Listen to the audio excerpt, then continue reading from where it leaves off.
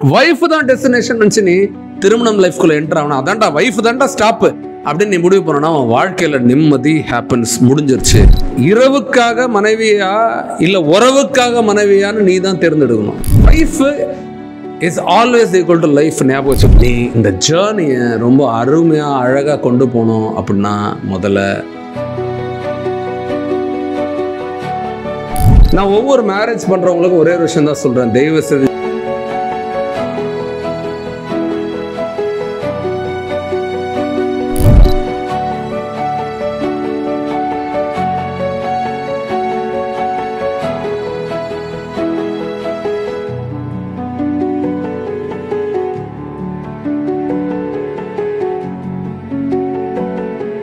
ஒரு ஊருக்கு போய் சேரும் போது அந்த ஊருக்கான பிளான் பண்ணுவோம். ஃபார் எக்ஸாம்பிள் இப்போ நீங்கள் சிங்கப்பூர் போகணும் அப்படின்னா ஒரு பிளான் பண்ணுவீங்க. ஐட்டனரி, எங்கே விசிட் பண்ண போகிறோம், என்ன பண்ண போகிறோம், ட்ரெஸ்ஸு, பேகு. அந்த வரத்துக்கு முன்னாடி ஒரு எக்ஸைட்மெண்ட். அந்த சிங்கப்பூர் அந்த டேட் வரத்துக்கு முன்னாடி ஒரு 30 நாளோ 20 நாளோ வேற லெவல் எக்ஸைட்மெண்ட். எந்த கண்ட்ரி போனாலும், யூகே, யூஎஸ், ஏன் நம்ம சொந்த ஊர் பொள்ளாச்சியா இருக்கலாம், இல்லை கோயம்புத்தூரா இருக்கலாம், சென்னையா இருக்கலாம், வேற ஊர்ல இருந்து இங்க வரீங்க, எப்படி வேணாலும் இருக்கலாம். எங்க போனாலும் அந்த டிராவல் பண்ணும்போது, அந்த நம்ம வெளியூருக்கு போகும்போது அந்த திங்ஸ் எல்லாம் பேக் பண்றது, இந்த ட்ரெஸ் அங்க போட போறேன், டே 1ல இதை நான் செய்ய போறேன், டே 2 எல்லாத்தையும் எடுத்து வைப்போம். ஆனா ஊருக்கு போய் ரீச் ஆகணும், ஊர் எப்படி இருக்கும், சப்புன்னு ஆயிடும். நமக்கு இவ்வளவுதான்டான்னு தோணும். ஊட்டிக்கு போனா ஏன்டா ஊட்டிக்கு வந்தோன்னு தோணும். அங்க குளிர் காலத்துல மனுஷன் வாழவே முடியாது, அவ்வளோ குளிரும். இங்க இருந்து அங்க எப்படி வாழ்வான் இங்க இருந்துட்டு? அப்போ என்விரான்மெண்ட் மாறணும்னா அங்கே போயிட்டு வாழவே முடியாது. போகிறதுக்கு முன்னாடி ஒரு எக்ஸைட்மெண்ட், நான் சேர்ந்து போடும் எக்ஸைட்மெண்ட்டே இல்லை.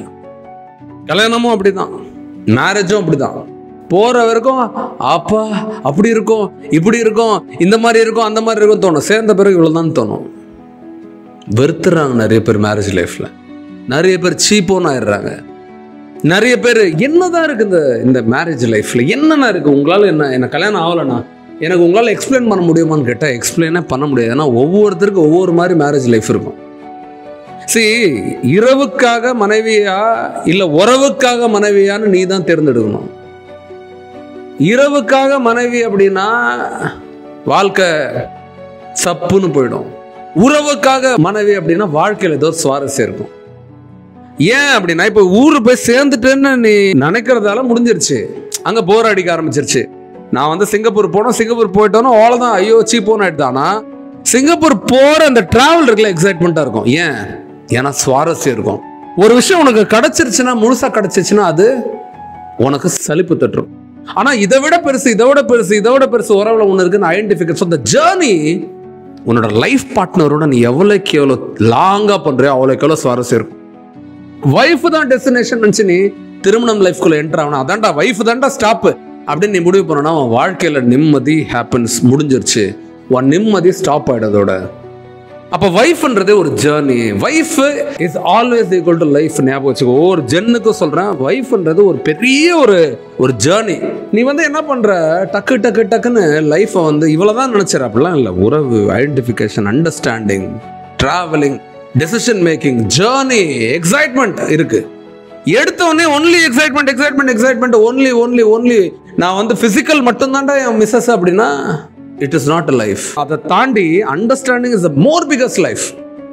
அப்போ வைஃப் அண்டர்ஸ்டாண்ட் பண்றதுக்கு நீ இந்த ஜேர்னியை ரொம்ப அருமையா அழகா கொண்டு போகணும் அப்படின்னா முதல்ல எல்லாத்துலேயுமே லைஃப்பில் நீ முதல்ல ஒன்றை நல்லா புரிஞ்சுக்கணும். உன்னோட ப்ளஸ் மைனஸ்லாம் தெரிஞ்சுக்கிட்டு ஆப்போனண்ட்டோட ப்ளஸ்ஸை ஃபோக்கஸ் பண்ணிட்டு உன்னோட மைனஸை அவங்ககிட்ட முடிஞ்ச அளவுக்கு காட்டாத, அவங்கள ஹர்ட் பண்ணாத. அந்த டிராவல் தான் உன்னோட லைஃப் அடுத்த நிலைக்கு கொண்டு போகும்.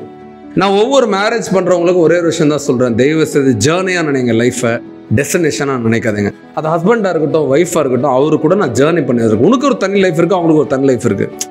இவங்களோட வலி உங்களோட வலி, இவங்களோட சந்தோஷம் உங்களோட சந்தோஷம். இது வைஸ் வர்சாவா இருக்கணும். ஒருத்தனோட வலி மட்டும்தான் ஒருத்தருக்கு வலி, இன்னொரு சைட்ல இருந்து இன்னொருத்தரோட வலி இன்னொருத்தருக்கு வலி இல்லைன்ற மாதிரி ஆயிடக்கூடாது. அப்போ இந்த கல்யாணத்துக்கு முன்னாடி அந்த எக்ஸைட்மெண்ட்டை லைஃப் லாங் வச்சுக்கணும் அப்படின்னா ஒரு விஷயத்த நல்லா நான் வச்சுக்கோ. கொஞ்சம் பொறுமையா, ஒன் அட் அ டைமா இதை அணுக ஆரம்பி. Your life has to be ரொம்ப லாங்காக போகணும். 1000 காலத்து பயிர் கல்யாணத்தை அந்த காலத்தில் மட்டும் இல்லை, இப்பயும் முக்கியமான நபர்கள் சொல்கிறது தான் 1000 காலத்து பயிர். உண்மை என்னன்னா, உன்னோட மம்மியும் சரி, உன்னோட டேடியும் சரி, அவங்க கூட உன் கூட இவ்வளோ க்ளோஸ் ஆக முடியாது. உன் ஹஸ்பண்ட் க்ளோஸ், உன் ஒய்ஃப் க்ளோஸ்.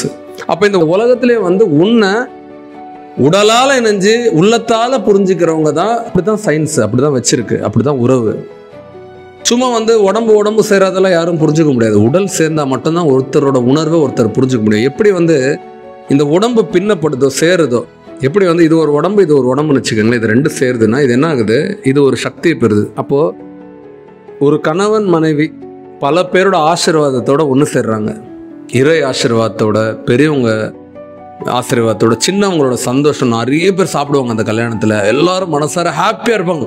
ஒரு ஃபுல் ஹாப்பி ஆம்பியன்ஸில் ஒரு 2 பேர் சேர்றாங்க. அவங்களோட லைஃப் இன்னும் ஹாப்பி ஆகணும்னா இந்த ஆம்பியன்ஸில் எதிர்பார்ப்புலாம் கொடுக்காத. இவங்க நமக்கு என்னடா செஞ்சாங்க, என் வீட்டுக்காரர் எவ்வளோடா சம்பாதிக்கிறாரு, என் பொண்டாட்டி என்னடா எனக்கு செய்கிறாங்க, அவங்க என்ன சம்பாதிக்கிறாங்க, அவங்க சொத்து என்ன வந்துச்சு, இவங்க என்ன சொத்து வந்துச்சு, என் வீட்டுக்காரர் என்ன எனக்கு, இதெல்லாம் கேட்குறத விட்டு நான் என்ன இந்த உறவுக்கு கொடுக்க போகிறேன், what happiness I am going to give to this life, என் கூட இணைஞ்சிருக்கு, இதுக்கு நான் என்ன தரப்போகிறேன், ட்ரஸ்ட்.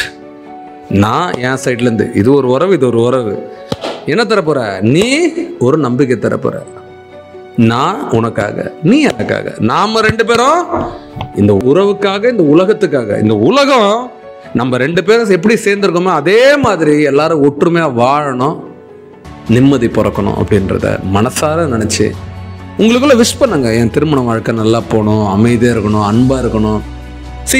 குறைகள் நம்ம அதை குறைகளாக பார்க்குறோம். ஆனால் ஒவ்வொருத்தரும் அதை சரின்னு நினச்சி தான் செய்கிறாங்க. ஒருத்தர் கோவப்படுறாங்கன்னா நமக்கு அது குறை, ஆனால் அவங்களுக்கு அது சரின்னு நினச்சி தான் அந்த இடத்துல கோவத்தைப்படுறாங்க. ஸோ பிறரை சரி பண்ணுறதுக்கான உயிராக உங்களை மாற்றிக்காத, பிறரை அரவணைச்சு ஏற்றுக்கிற உயிராக நீங்கள் மாறிட்டீங்க அப்படின்னா உங்கள் உறவுலையும் உயிர் வரும், உங்கள் உயிர்லேயும் உறவு வரும். யோசிச்சு பார்த்தீங்கன்னா நிச்சயமாக நான் சொன்னது புரியும்.